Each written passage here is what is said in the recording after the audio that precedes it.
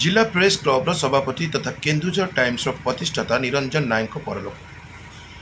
वरिष्ठ संवादिक तथा केन्दुझर जिला प्रेस क्लब्र सभापति केन्दुझर टाइम्सर प्रतिष्ठाता निरंजन नायक परलोक होइछि। मंगलवार दिन 3टा समय तीरोधान होता बेले से गत किछि दिन है कैंसर पीड़ित थे चिकित्सित होते। सम्भ्रांत साहित्य पत्रिका सालंदीर से संपादक थिबा बेले जड़े उच्चकोटीर साहित्यिक थे। निरवच्छिन्न भाव गत 40 वर्ष धरी से केन्दुझर टाइम्स प्रकाश कर आसुले।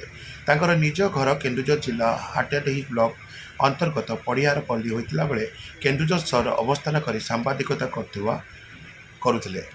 खाद्यनली कैंसर रे पीड़ित हो चिकित्सा होता बेले मंगलवार अपराह स्वास्थ्य अवस्था गुरुतर होवर एकमात्र पुत्र ईश्वर नायक मुख्य जिला चिकित्सालय आनी मध्य डाक्तर मृत्यु घोषणा करते।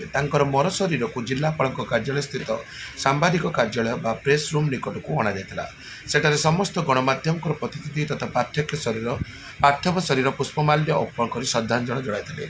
मंडुआ स्थित शमशान शेषकृत अनुष्ठित हो जाएगी। केन्दुझर निरंजन पाणिक रिपोर्ट आईपीएन ओडिया न्यूज।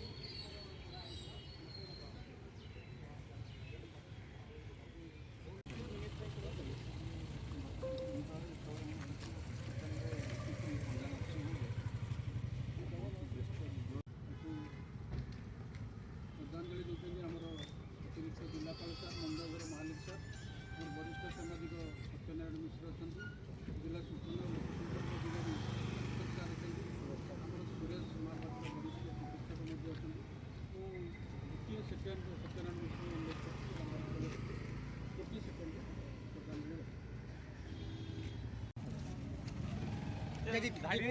तो फुल देनु आगे फुल दे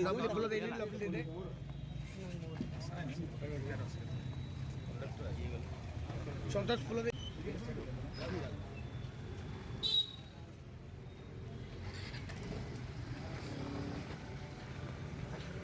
बोल कि ना